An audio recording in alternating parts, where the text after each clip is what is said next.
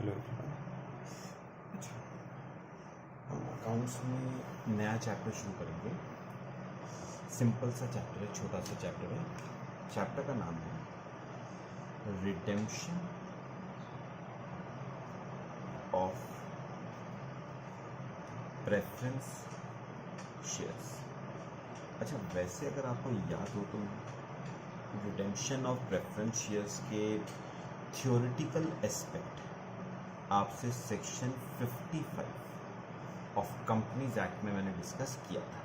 ठीक है, थोड़ी थोड़ी जो इम्पोर्टेंट बातें हमारी वो मैं दोबारा से एक बार डिस्कस करूँगा आपसे, जो हमारे लिए अकाउंटिंग पॉइंट ऑफ व्यू से रेलेवेंट है। क्या क्या जरूरत है, याद करो मैंने कहा था प्रेफरेंस शेयर्स हमारे दो तरह के हो सकते हैं। एक है रिडीमेबल प्रेफरेंस शेयर्स और दूसरे हैं इररिडीमेबल प्रेफरेंस शेयर्स। पहली बात, issue of irredeemable preference shares is prohibited, मतलब a company can not issue irredeemable preference shares. Company सिर्फ कौन से प्रेफरेंस शेयर्स इशू कर सकती है? रिडीमेबल, जिनका मैक्सिमम पीरियड 20 साल हो सकता है। याद करो, अगर आपको याद आए थोड़ा सा, इस रूल का एक एक्सेप्शन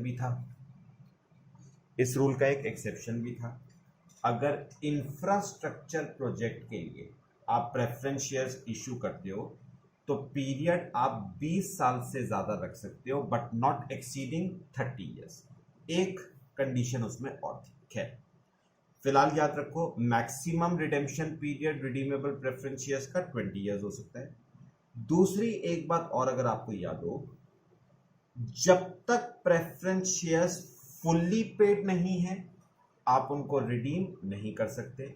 मतलब अगर बैलेंस शीट में partly paid preference share stand कर रहे हैं तो आपको फाइनल कॉल बुलवा के पहले उन्हें करना पड़ेगा फुल्ली पेड, उसी के बाद आप प्रेफरेंस शेयर्स को क्या कर सकते हो? आप रिडीम कर सकते हो। ठीक है, ये दो इंपॉर्टेंट बातें। अच्छा, तीसरी very important, sources of redemption. ये जरा सुनना मेरे पास ध्यान से। Sources of redemption. अच्छा ना, मुझे एक बार बताओ, रिडेम्पशन का मतलब क्या हुआ?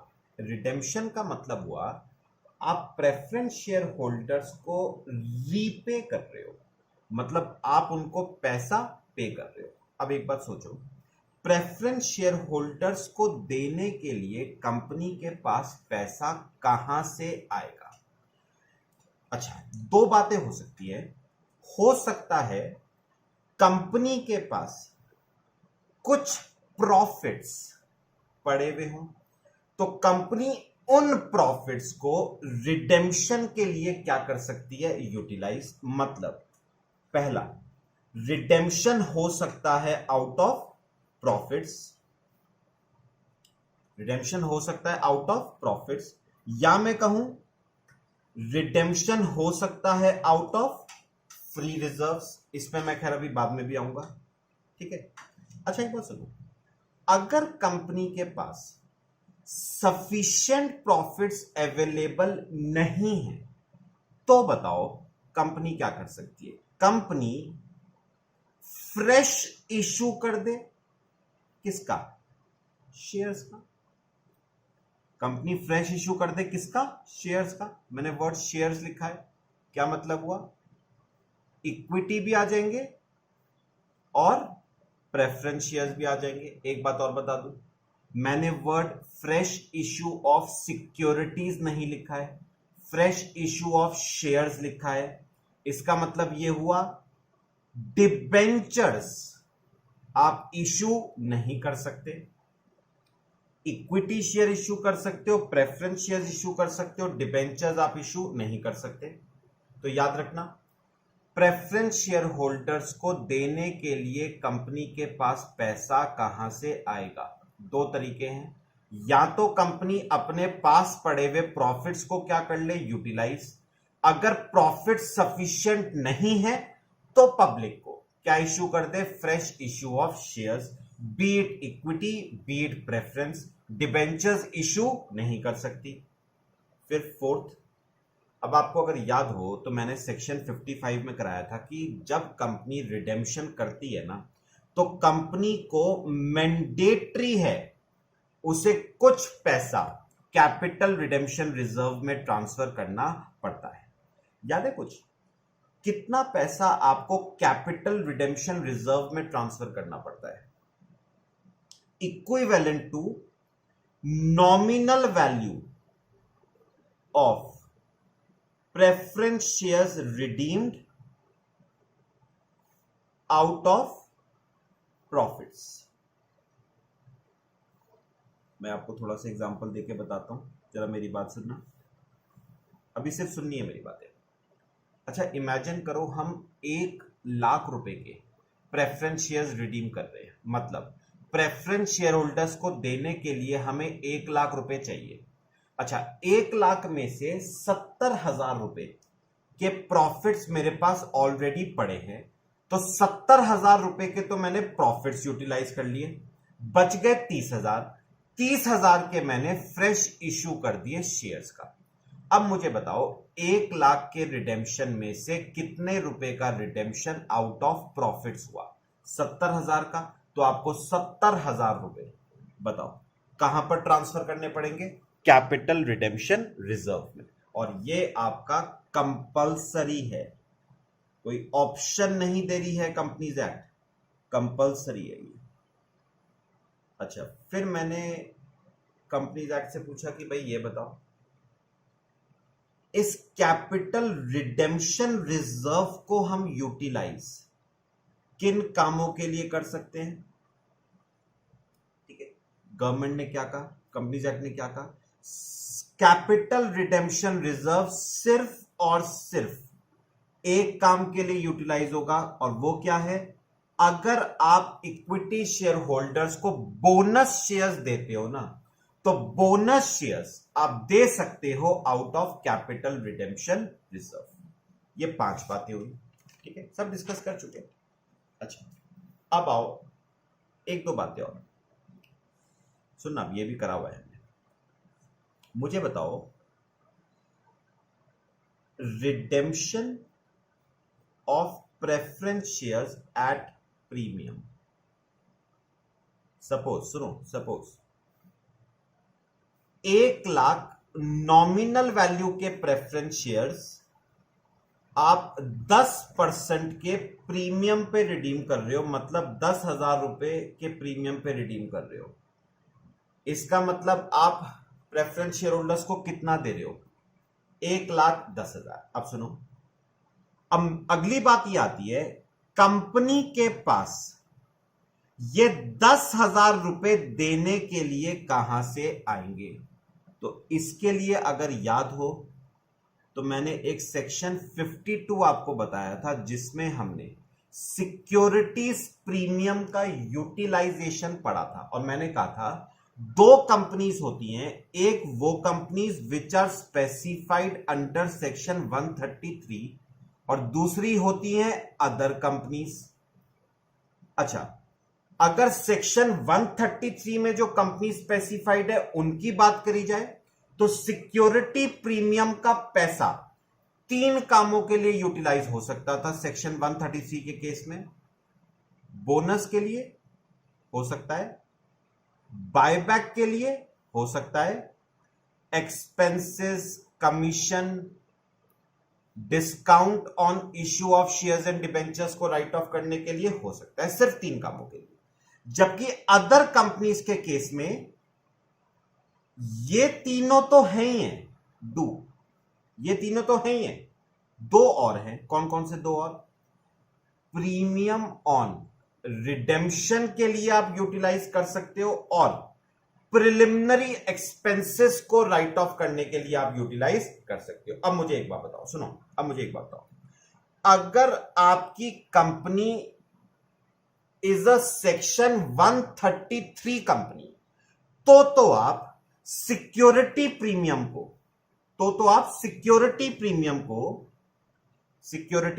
को प्रीमियम ऑन रिडेम्पशन के लिए यूटिलाइज नहीं कर सकते अगर सेक्शन 133 कंपनी है, और अगर आपकी अदर कंपनी है तो आप सिक्योरिटी प्रीमियम को प्रीमियम ऑन रिडेम्पशन के लिए यूटिलाइज कर सकते हो। तो अब एक प्रॉब्लम आती है, क्वेश्चन में क्या सर गिवन होगा कि सेक्शन 133 है या नहीं?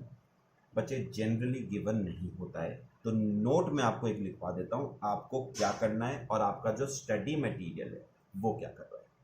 आपको अज्यूम करना है in absence of any information it is assumed that company is a company governed by section 133 and therefore security premium cannot be utilized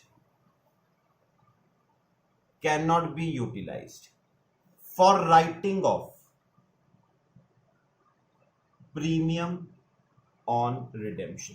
तो अगर क्वेश्चन में गिवन नहीं है तो आप मान के चलोगे कि सेक्शन 133 कंपनी है, और क्योंकि सेक्शन 133 कंपनी है therefore security premium can not be utilised for writing off premium on redemption.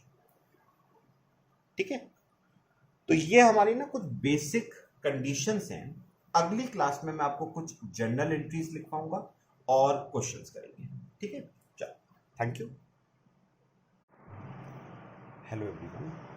अच्छा, रिडेम्पशन ऑफ प्रेफरेंस शेयर्स वाला जो चैप्टर है उसे आगे कंटिन्यू करते हैं। चलो, जरा कुछ जनरल एंट्रीज में लिखवा रहा हूँ, वो लिखोगे आप।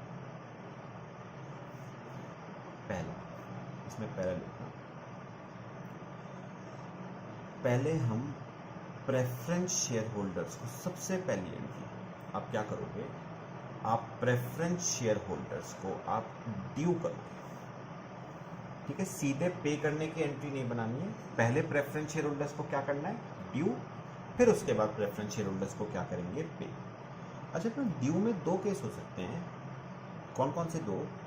देखने वाली बात यह है कि रिडेम्पशन पार पे है या रिडेम्पशन प्रीमियम पे है। अच्छा, अगर तो रिडेम्पशन पार पे है तो एंट्री सिंपल है, preference share capital debit to preference share holders. ठीक है, और दूसरा केस,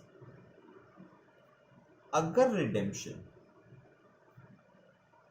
प्रीमियम पे है, अगर रिडेम्पशन प्रीमियम पे है तो एंट्री हो जाएगी प्रेफरेंस शेयर कैपिटल डेबिट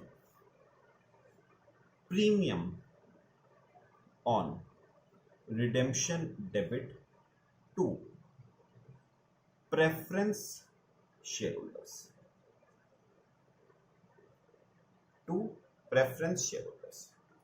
ठीक है। अच्छा, ये हो गया पहला पार्ट, प्रेफरेंस शेयर होल्डर्स। अच्छा, अब मुझे एक बात बताओ, प्रेफरेंस शेयर होल्डर्स को देने के लिए, पैसा आएगा कहां से? मैंने आपको दो तरीके बताए थे, या तो आप क्या करो, फ्रेश इशू करो शेयर्स का, अब चाहे इक्विटी शेयर्स का करो चाहे प्रेफरेंस शेयर्स का करो। चलो, एग्जांपल के तौर पे मैं इक्विटी का फ्रेश इशू मान लेता हूं फिलहाल के लिए। ठीक है, चलो, अब मुझे बताओ क्या क्या एंट्रियां हो सकती हैं। सुनो, यहां पर भी देखने वाले केस कौन से? इशू एट पार हो रहा है या इक्विटी शेयर्स का इशू एट प्रीमियम हो रहा है। आपको पता है डिस्काउंट पे इशू हो नहीं सकता, प्रोहिबिटेड है। ठीक है, तो अगर तो फ्रेश इशू एट पार हो रहा है तो एंट्री हो जाएगी simple, bank debit to equity share capital. ठीक है, और अगर फ्रेश इशू एट प्रीमियम हो रहा है तो एंट्री हो जाएगी bank debit to equity share capital to securities premium,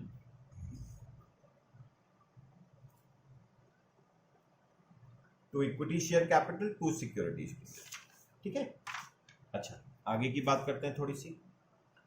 अब मुझे बताओ, प्रेफरेंस शेयर होल्डर्स को देने के लिए जो पैसा था, कुछ पैसा तो आ गया फ्रेश इशू ऑफ शेयर्स के थ्रू।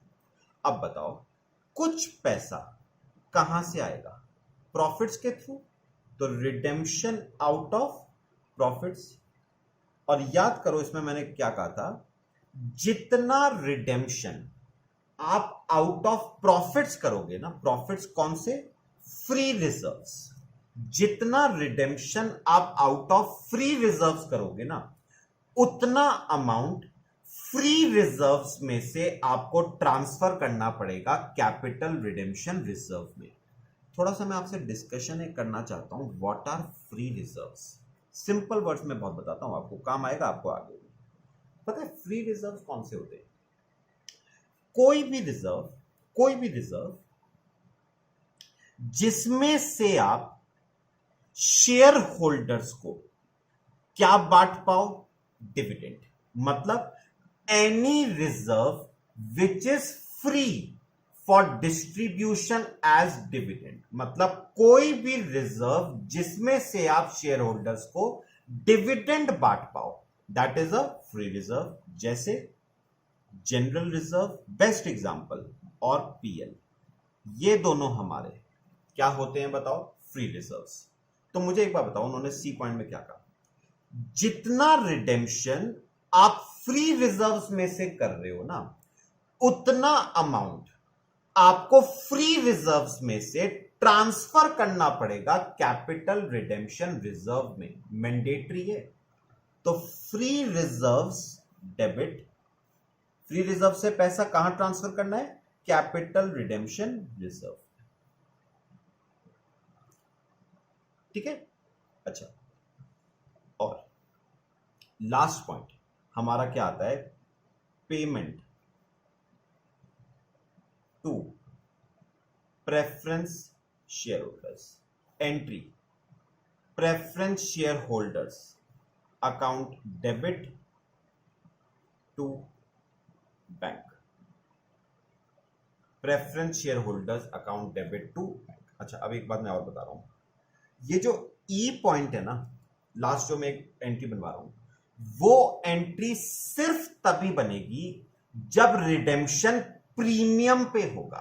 क्योंकि मेरे को बताओ, अगर रिडेम्पशन प्रीमियम पे है तो आपको प्रीमियम ऑन रिडेम्पशन को राइट ऑफ भी करना पड़ेगा। और मैंने अभी आपको पिछले लेक्चर में बताया, हम मान के चल रहे हैं सेक्शन 133 कंपनी का केस है, और क्योंकि सेक्शन 133 कंपनी का केस है तो सिक्योरिटी प्रीमियम ऑन रिडेम्पशन को राइट ऑफ करने के लिए यूटिलाइज नहीं हो सकता। किस किस को यूटिलाइज कर सकते हो आप जनरल रिजर्व को कर लो, आप पीएल को कर लो, टू प्रीमियम ऑन रिडेम्पशन। इसके ऊपर लिख देना writing off premium on redemption.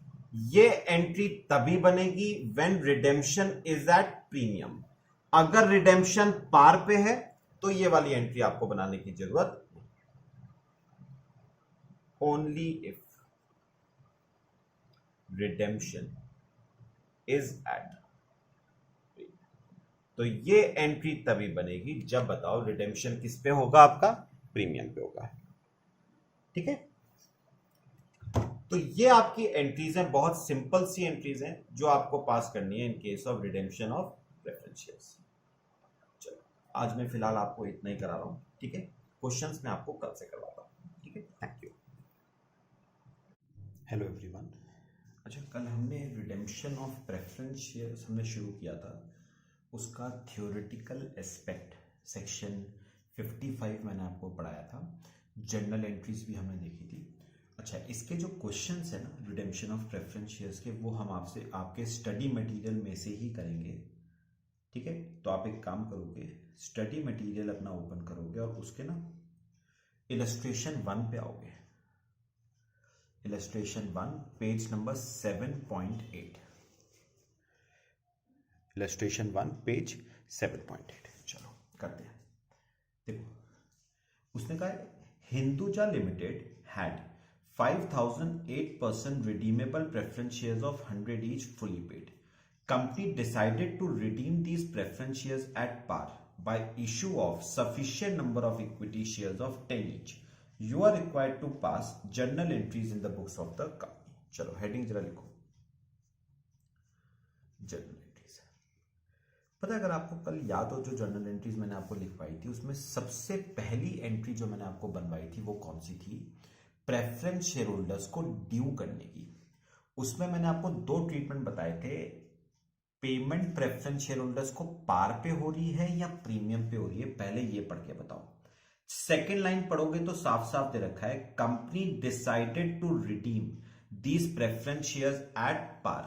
तो प्रेफरेंस शेयर्स रिडीम पार पे हो रहे हैं, तो ड्यू की जो एंट्री बनाओगे ना वो पार वाली बनाना। क्या एंट्री बन जाएगी आपकी? 8% redeemable preference share capital account debit to preference shareholders। 5000 preference shares थे, 100 के हिसाब से 5 लाख के। ठीक है, narration being amount due to preference share holders. ठीक है, अच्छा अब याद करो मैंने आपको कल क्या बताया था, मेरी बात सुनना। प्रेफरेंस शेयर होल्डर्स को देने के लिए आपको 5 लाख रुपए चाहिए। तो अगले देखने वाली बात आती है कंपनी के पास प्रेफरेंस शेयर होल्डर्स को देने के लिए ये 5 लाख रुपए आएगा कहां से? वर्किंग नोट बनाओगे सब, वर्किंग नोट बनाओ, लिखो यहां पर nominal value of preference shares to be redeemed. मुझे बताओ कितने के प्रेफरेंस शेयर्स रिडीम हो रहे हैं? 5 लाख के।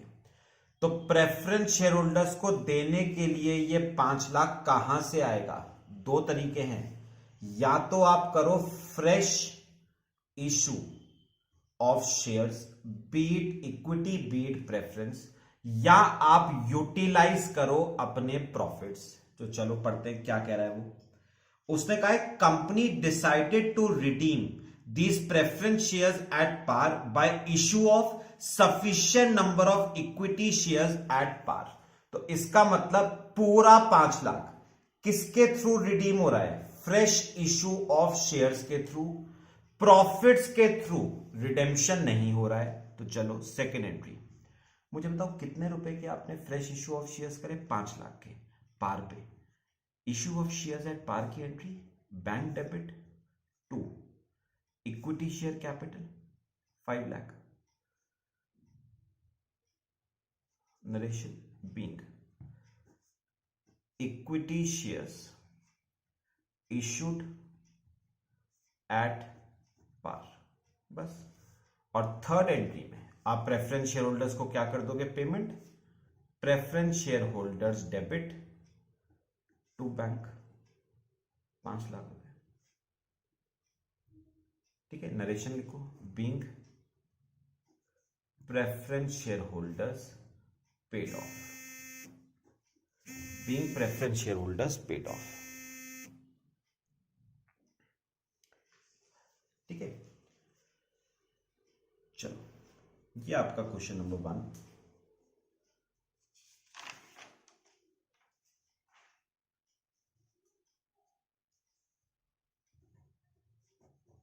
अब क्वेश्चन नंबर 2 पे आओ।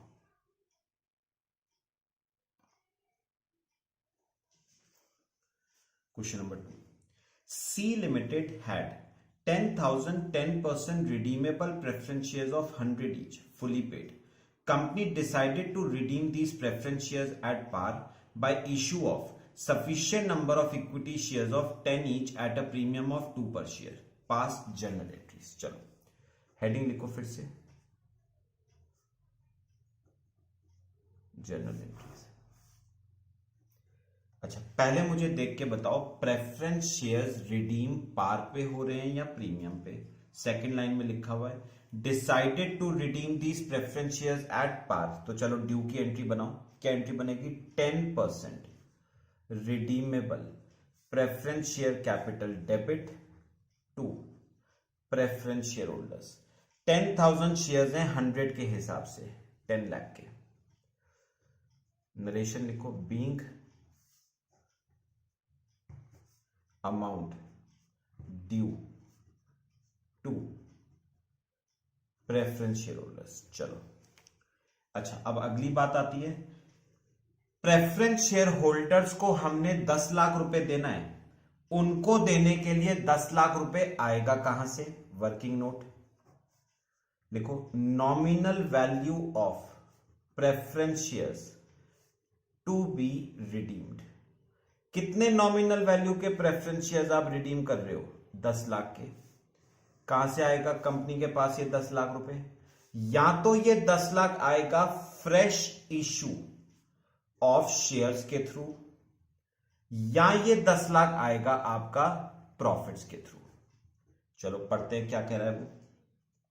उसने कहा है, company decided to redeem these preference shares at par by issue of sufficient number of equity shares of 10 each at a premium of 2 per share।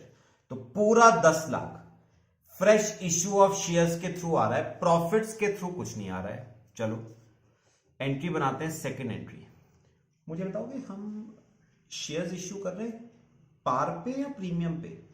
10 रुपए का शेयर 2 रुपए के प्रीमियम पे इश्यू कर रहे हैं, तो एंट्री क्या बनाओगे? Issue of shares at premium की, bank debit to equity share capital to security premium. अच्छा, हम शेयर्स इश्यू कर रहे हैं 10 लाख के। अच्छा एक बार ब्रेकअप करना, एक शेयर की फेस वैल्यू है 10, तो 10 लाख के शेयर डिवाइड बाय एक शेयर 10 रुपए का, तो 1 लाख शेयर।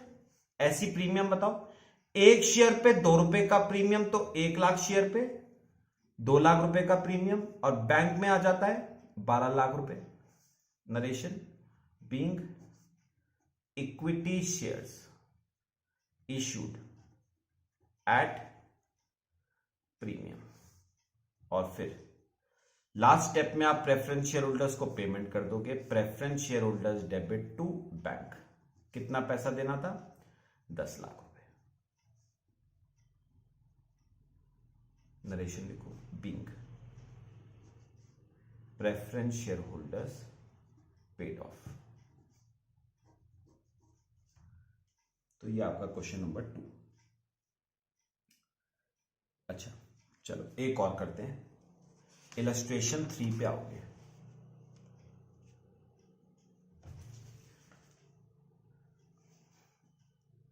देखो question number 3, G limited had 9,010% preference shares of 10 each.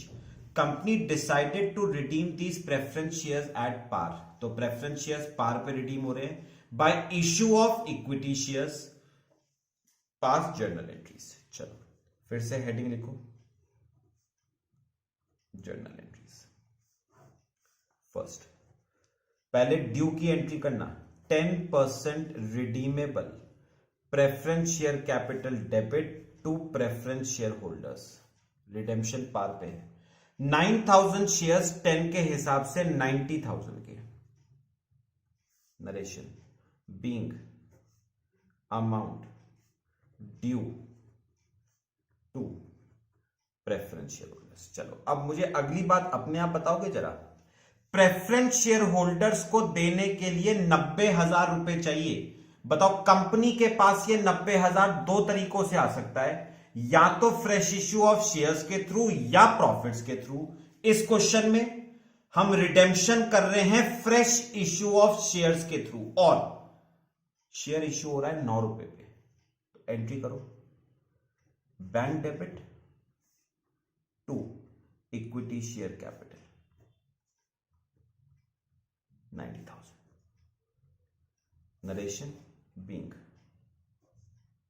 Equity shares issued at par. एक बात मैं आपको पहले ही बता दूं जिसमें कंफ्यूज मत करना, ये मत कहना कि 10 रुपए का शेयर 9 रुपए का इश्यू हो रहा है, मतलब 1 रुपए के डिस्काउंट पे इश्यू हो रहा है। आपको अच्छी तरह पता है शेयर डिस्काउंट पे इश्यू नहीं हो सकता।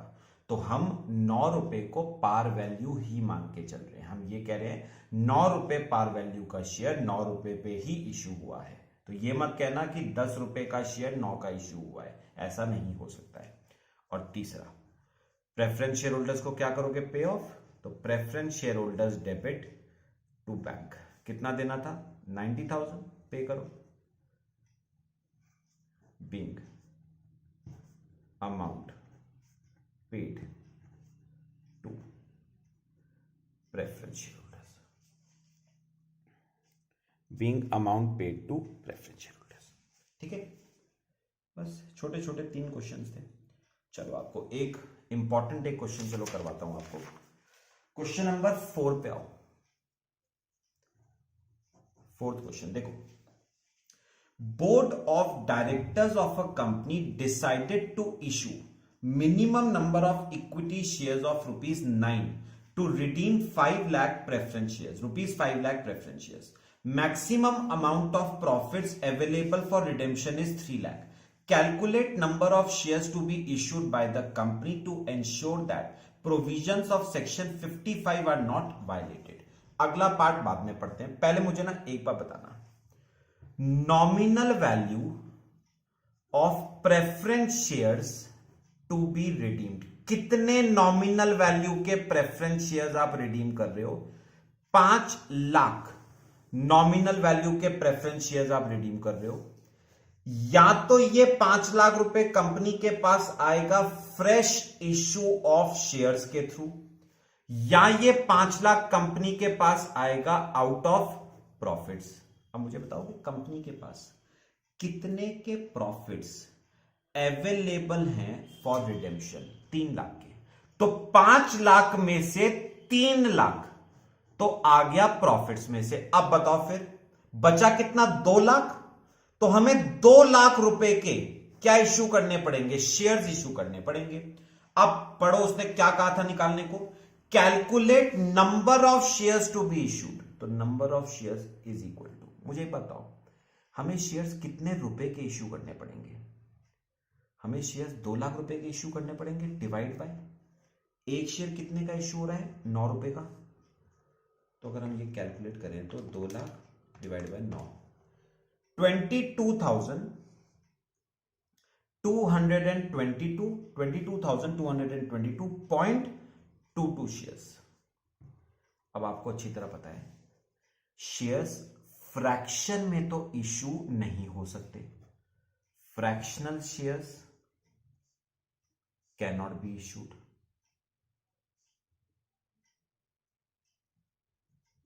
अच्छा अब मुझे एक बात बताओ, फ्रैक्शन में तो शेयर इश्यू नहीं हो सकते। अब या तो 22,222 इशू हो या 22,223 इशू हो। तो मेरे को अपने आप बताओगे सोच के, number of shares to be issued बताओगे 22,222 इशू करोगे या 22,223 इशू करोगे? मैं आपको रीजन दूं, पता है एक प्रॉब्लम है। देखो यहां पर देखो, यहां पर देखो, पता है अगर मैं 22,222 शेयर इशू करता हूं ना 9 रुपए के हिसाब से, तो मेरे पास जो पैसा आया वो आया 1,99,998 प्लस 3 लाख रुपए के प्रॉफिट्स हो गए। तो मेरे पास कितना पैसा आया? 4,99,998। और रिडेम्पशन के लिए चाहिए कितना था? 5 लाख। रिडेम्पशन के लिए चाहिए था 5 लाख। तो कितना रुपए शॉर्ट पड़ रहा है? 2 रुपए शॉर्ट पड़ रहा है। शॉर्ट ज्यादा हो कोई दिक्कत नहीं, कम नहीं होना चाहिए। तो आप 22,222 नहीं इशू कर पाओगे, आपको 22,223 इशू करने पड़ेंगे। अब करके देखो, अगर मैं 22,223 इशू करता हूं 9 रुपए के रेट पे, तो 2,07,000 रुपए तो आया शेयर्स के थ्रू और 3 लाख के प्रॉफिट्स पड़े थे, तो आगे ना 5,07,000 रुपए, और चाहिए कितना था? 5 लाख। तो पैसा ज्यादा अरेंज हो जाए कोई दिक्कत नहीं, कम नहीं पड़ना चाहिए। तो इसलिए मैं 22,223 शेयर इशू करूंगा। अब पढ़ो अगली line, also determine number of shares if company decides to issue shares in multiples of 50। अब सुनो, सोच के बताओगे नंबर ऑफ शेयर्स कितने इश्यू करोगे अगर कंपनी ये कहती है कि हमें शेयर्स 50 के मल्टीपल्स में ही इश्यू करने हैं। तो मुझे एक बताओ, ये शेयर्स आ रहे हैं 22,223। अब अगर कंपनी कहती है कि मुझे शेयर्स 50 के मल्टीपल में इश्यू करने हैं, तो this figure is not a multiple of ₹50। तो आप या तो इश्यू करोगे 22,200 या आप इश्यू करोगे 22,250, है ना। 50 का मल्टीपल तो यही दोनों है। तो बताओ 22,200 शेयर्स इश्यू करें या 22,250। फिर से वही बात, अगर 22,200 करते हो ना तो पैसा शॉर्ट पड़ जाएगा, और मैंने कहा था पैसा शॉर्ट नहीं पड़ना चाहिए। तो 22,200 नहीं इशू करूंगा, 22,250 इशू करूंगा। ठीक है, चलो एक काम करते हैं, चलो बाकी हम नेक्स्ट क्लास में डिस्कस करते हैं। ठीक है, चलो, थैंक यू।